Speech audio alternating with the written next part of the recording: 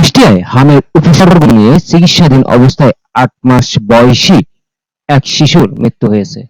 আজ শুক্রবার ভোর ৫:৩০টার দিকে কুষ্টিয়া মেডিকেল কলেজ হাসপাতালে চিকিৎসাধীন অবস্থায় শিশুটি মারা যায়।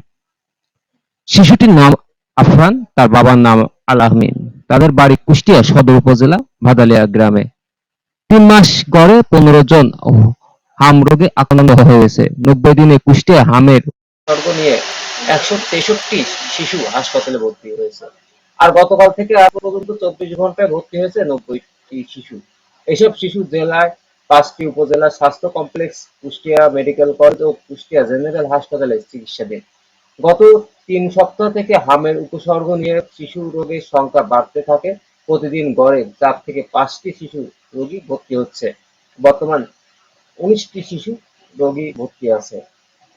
হাসপাতালের উপপরিচালক এইচ.এম. আনোয়ারুল ইসলাম জানান, হামের উপসর্গ নিয়ে শিশুটিকে হাসপাতালে ভর্তি করা হয়। ভর্তির পর থেকেই তার শারীরিক অবস্থা গুরুতর ছিল। উন্নত চিকিৎসার জন্য তাকে ঢাকায় রেফার করার পরামর্শ দেওয়া হয়েছিল, তবে স্বজনরা সেখানে নিয়ে যাননি। এরপর হাসপাতালেই সর্বোচ্চ চেষ্টা করে চিকিৎসাধীন দেওয়া হচ্ছিল। শেষ পর্যায়ে ভোরের দিকে শিশুটি মারা যান। শিশুটির বাবা আল আমিন জানান, আফরানের ঠান্ডা, জ্বর এবং শরীরে লালচে